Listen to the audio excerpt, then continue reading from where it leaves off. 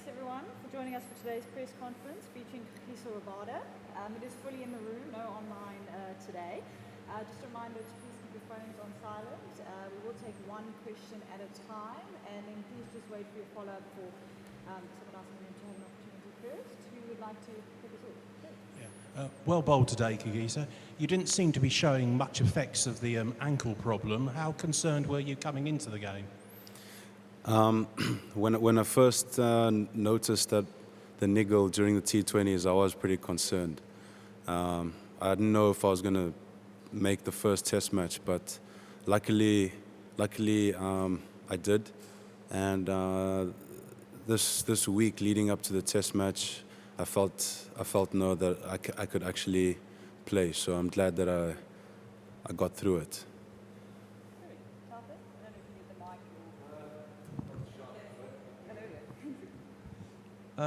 So it's a very good all-round bowling performance by the entire attack, led by yourself. Can you give us an inkling into the bowling plan for today? It looked very aggressive, but also very tight.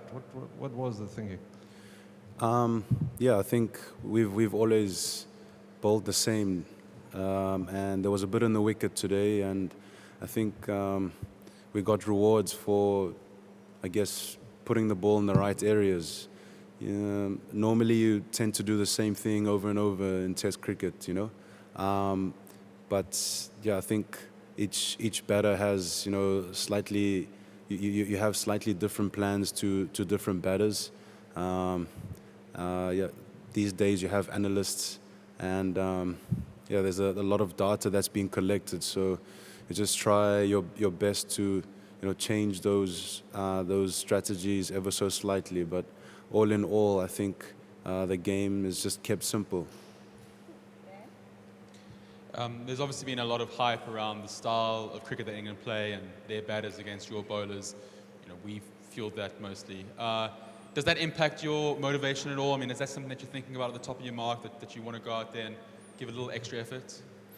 Not necessarily. I mean, different teams have different strategies, and I guess it's just about adapting to what the team, the opposition throws at you. So there's nothing really going around that brings any animosity or white line fever. But I think it's just about adapting to a team's strategy, and the opposition can play however they want, so it's okay.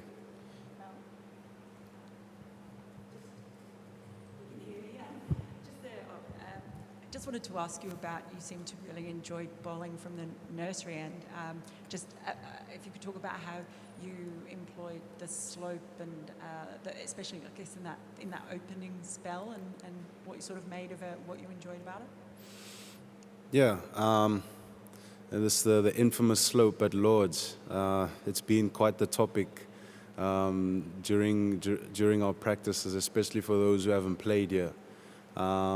Yeah, generally you just need to get a feel for which end you're bowling at, and to see what's happening with the ball, and then you adjust from there. I think it's just about experiencing bowling at each end, and I was bowling down the slope, so generally the slope takes the ball away from the right-handers. And then from there, it's just about playing with it. Hi, KG.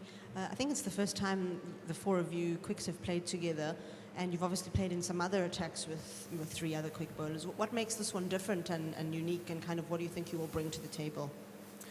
I think we've got some pace, we've got bounce, we've got guys who can swing it, and we've got guys who can bowl quick bumpers. So in terms of pace attack, I think we have all the ingredients to be a formidable one.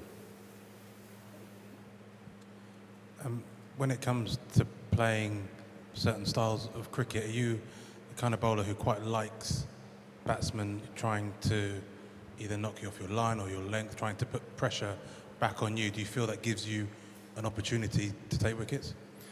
I think it definitely does. But ever since I started playing Test cricket, it's been the same story.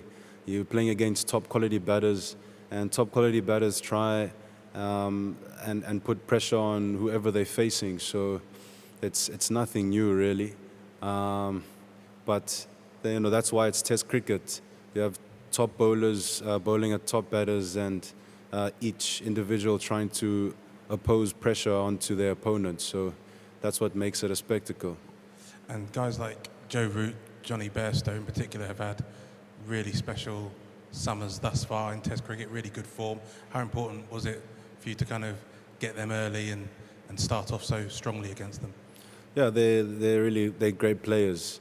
Joe Root is a great player.